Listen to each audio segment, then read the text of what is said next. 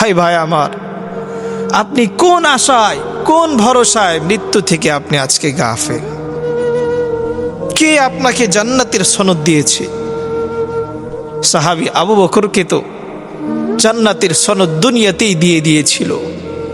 তারপরেও সে আবু বকর গাছের পাতার কাছে গিয়ে গিয়ে বলে, ইয়া লাইতানি, হায় আফসুস, আজকে যদি আমি গাছের পাতা হতাম, আজকে যদি আমি জমিনের ঘাস হতাম, আজকে যদি আমি কলা গাছের কলা পাতা হতাম, আজকে যদি আমি কাঁঠাল গাছের কাঁঠাল পাতা হতাম, আজকে যদি আমি কোনো গাছের সুন্দর পাতা হতাম, আজকে ছাগলে, আজকে বকরিতে, গরু, এরকমভাবে জীবজন্তু এই পাতাগুলো খেয়ে শেষ করে ফেলতো, আমার আর হিসাব হতো না। যে আবু বকরের বেলায় আল্লাহর হাবিব দুনিয়ার জমিনেই, আল্লাহ তাআলা দুনিয়ার জমিনেই সনদ দিয়েছেন, সনদ দিয়ে বলেছেন আবু বকর ফিল জান্নাহ, ওমর ফিল জান্নাহ। যেই ওমর দুনিয়ার জমিনেই সনদ পেয়েছেন, ওমর তুমি জান্নাতি। এরপরেও ওমরের ইতিহাস আপনারা জানেন না। ওমর কেমন লোক ছিল, কেমন আল্লাহ ভীরু লোক ছিল। ইহুদির বল্লভের আঘাতে হযরতে ওমর ফারুক রাদিয়াল্লাহু তাআলা আনহু, ওনার ভুঁড়ি শুদ্ধ বের হয়ে গিয়েছে। এই ভুঁড়ি বের হওয়া অবস্থায় জমিনের ভিতরে শুয়ে গিয়েছে। আর হায় আফসুস, আমার কি হবে, আমার কি হবে। ওমর কাঁদে আখিরাতের চিন্তায়, আবু বকর কাঁদে আখিরাতের চিন্তায়, ওসমান কাঁদে আখিরাতের চিন্তায়, আলী কাঁদে আখিরাতের চিন্তায়।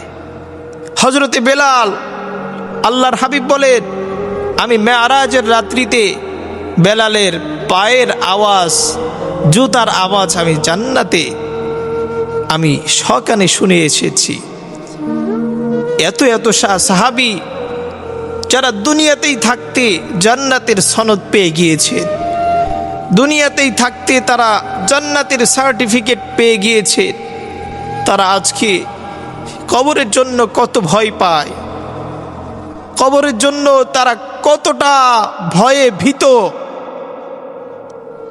সাহাবায়ে কেরাম কবরের স্থানে গিয়ে, গোরস্থানে গিয়ে গিয়ে কান্না করে, এত বেশি কান্না করে, কান্না করতে করতে করতে করতে চোখ দিয়ে পানি বেয়ে দাড়ি ভিজে যায়, তবুও কান্না শেষ করে না। ভাই আমার, তারা জান্নাতের সনদ দুনিয়াতে থাকতেই পেয়ে গিয়েছেন, তারপরেও যদি তারা এত বেশি কান্নাকাটি করে, এত বেশি কবরের জন্য ভয় করে, আমি আপনি কোন আশায়, কোন ভরসায়, কে আমাকে সনদ দিল, কোন আশায় আমি আপনি দুনিয়ার পিছনে মগ্ন, দুনিয়ার রং তামাশায় আমি আপনি মেতে আছি। গুনাহ আর গুনাহ করতে করতে করতে অন্তরটা কালো বানিয়ে ফেলেছি। এখন আর ভালো কাজ করতে এই অন্তর সায় দেয় না। নামাজ পড়তে ভালো লাগে না, কোরআন তেলাওয়াত তো দূরের কথা, ভালোই লাগে না। অথচ কোরআন তেলাওয়াত এমন একটা মধুর কালাম, তেলাওয়াত করতেও ভালো লাগে, শুনতেও ভালো লাগে। তেলাওয়াত শুনতে ভালো লাগে না? কত মধুর তেলাওয়াত আল্লাহ তাআলা কোরআনুল কারীমের মধ্যে রেখে দিয়েছেন। আল্লাহ জানায় দেয়, আর রহমান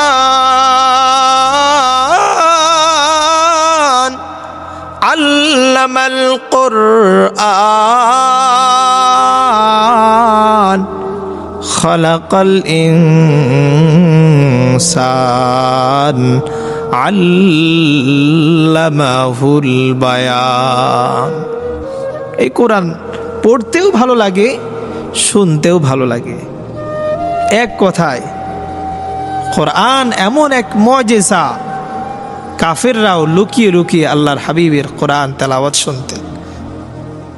আমার আপনার অন্তরটা মরে গিয়েছে আজকে, নামাজ পড়তেও ভালো লাগে না, কোরআন তেলাওয়াত করতেও ভালো লাগে না, এরকমভাবে মানুষকে সাহায্য সহযোগিতা করতেও ভালো লাগে না, আল্লাহর হাবিবকেও পছন্দ হয় না, রাসূলের বিধানগুলাও ভালো লাগে না। রাসূলের একটা বিধান যদি বলা হয়, তাহলে এই রাসূলের বিধানটা আপনারা প্রত্যাখ্যান করে দেন, মানতে ভালো লাগে না। কেন ভাই? কে আপনাকে কবর থেকে চিরতরে মুক্তি পেয়ে যাওয়া এই সনদ কে আপনাকে দিয়েছে ভাই? কবর হলো আখিরাতের প্রথম ঘাঁটি। এই জন্য কবরকে আমি প্রচণ্ড ভয় পাই, ভীষণ ভয় পাই। কারণ আমি জানি কোনোভাবে যদি আমি কবর থেকে পার পেয়ে যাই, আমার পরবর্তী ঘাঁটিগুলো অনায়াসে আমি পার হয়ে যেতে পারব। আর যে বান্দা কবরে ধরা খেয়ে যাবে, কবরে যেই বান্দা ফেরেশতাদের কাছে ধরা খেয়ে যাবে, প্রশ্নের জবাব দিতে পারবে না, সেখান থেকেই তার শাস্তি শুরু।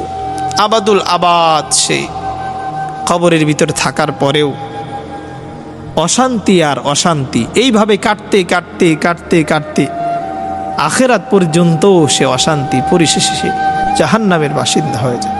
এই জন্য আমি হাতটা জোর করে বলবো ভাই আমার, আমি হাতটা জোর করে বলবো বাবা আমার, মুরব্বী চাচারা আমার দাদার বয়সী মুরব্বী যারা আছে, আমার নানার বয়সী মুরব্বী যারা আছেন, হাত জোর করে বলছি, এই রং তামাশার দুনিয়ার পিছনে আপনি ছুটেন না ভাই। এই দুনিয়া এতটাই নিষ্ঠুর, এতটাই নিষ্ঠুর, আপনাকে কখনোই এই দুনিয়া চাকা দিবে না। যেহেতু আমি আপনি চলেই যাব, যেহেতু আমি আপনি মরণশীল, সেহেতু আমি আপনি কিছু পুঁজি জমিয়ে যায়, কিছু নিয়ে যায় আখিরাতের জন্য, কিছু পাথিও নিয়ে যায় ভাই। আখিরাতের জন্য কিছু সামানা অর্জন করে, কিছু বিশেষ আমল নিয়ে যান ভাই আমার। আয়াতুল কুরসির আমলটা করেন না। আল্লাহর হাবিব বলেন, যে বান্দা আয়াতুল কুরসি প্রত্যেক ফরজ নামাজের পরে পড়বে, তার এবং জান্নাতের মাঝে ব্যবধান শুধু মৃত্যু, অর্থাৎ মৃত্যুবরণ করার সাথে সাথেই তার জন্য জান্নাত অপেক্ষা করতেছে। সুবহানাল্লাহ। আপনি প্রতিনিয়ত করেন না ভাই? আপনি ফজরের পরে, মাগরিবের পরে সূরা হাসরের শেষ 3 আয়াতের আমল করেন না? কত সুন্দর আমল। আল্লাহর হাবিব বলেন, ফজরের পর কেউ যদি সূরা হাসরের শেষ 3 আয়াত আউযু বিল্লাহি সামিউল আলিম মিনাশ শাইতানির রাজিম সহ পড়ে, আল্লাহর হাবিব বলেন সন্ধ্যা পর্যন্ত 70,000 ফেরেশতা তার জন্য নেকি লিখতেই থাকে। সুবহানাল্লাহ। এমনকি আল্লাহর হাবিব বলেন, ওই বান্দা যদি সন্ধ্যার আগেই মারা যায়, আল্লাহ তাআলা তাকে শহীদ মর্তবা দান করে। সুবহানাল্লাহ। আবার রাতে পড়ে সকাল হওয়ার আগে মারা গেলে আল্লাহ তাআলা তাকে শহীদ মর্তবা দেয়। কত কত ফজিলতপূর্ণ আমল। কিছু পাথিও নিয়ে যাও না রে বাবা, সেই কবর বড়ই ভয়ঙ্কর জায়গা, বড়ই ভয়ঙ্কর জায়গা। আপনি প্রত্যেক দিন একটু সময় বের করে কবরের কথা স্মরণ করেন, একটু কবরের কথা স্মরণ করেন ভাই। নসিহত করতে গেলে নসিহতের শেষ নেই, বয়ানের শেষ নেই, কবরের জিন্দেগির শেষ নেই। বলতে শুরু করলে সারা রাত পার হয়ে যাবে, তাও শেষ হবে না। আমি শুধু এতটুকু বলবো, দিনে অন্তত পক্ষে 20টা বার আপনি মৃত্যুর কথা স্মরণ করেন, দেখবেন গুনাহ করতে আর ভালো লাগবে না। তখন শুধু আমার আপনার মনটা সায় দিবে, শুধু ভালো কাজ করি, আল্লাহর দিকে ছুটে চলি। এমনও কিছু আল্লাহর বান্দা পেয়েছি আমার এই ছোট্ট বয়সে, এমনও কিছু আল্লাহর বান্দা পেয়েছি যাদেরকে আল্লাহ তাআলা হেদায়েত দিয়ে হাত ধরে, তাদেরকে আল্লাহ তাআলা হাত ধরে তাবলীগের এমনও সাথী ভাইদের সাথে আমার কথা হয়, যারা বিড়ি সিগারেট খাইতো, আল্লাহ তাদেরকে হাত ধরে পরিশ্রম করার কারণে, দোয়া করার কারণে আল্লাহ তাআলা তাদেরকে হাত ধরে হেদায়েতের পথের দিকে নিয়ে এসেছেন। আপনি মৃত্যুর কথা স্মরণ করেন, আল্লাহ আপনাকে হাত ধরে হেদায়েতের পথ দেখিয়ে দিবেন।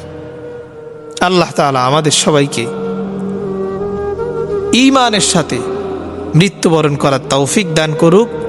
পাশাপাশি কবরে যাওয়ার পর কবরের সওয়াল জবাবকে আল্লাহ তাআলা সহজ করুন। আমিন। ওয়া আখির দাওয়ানা আনিল হামদুলিল্লাহি রাব্বিল আলামিন।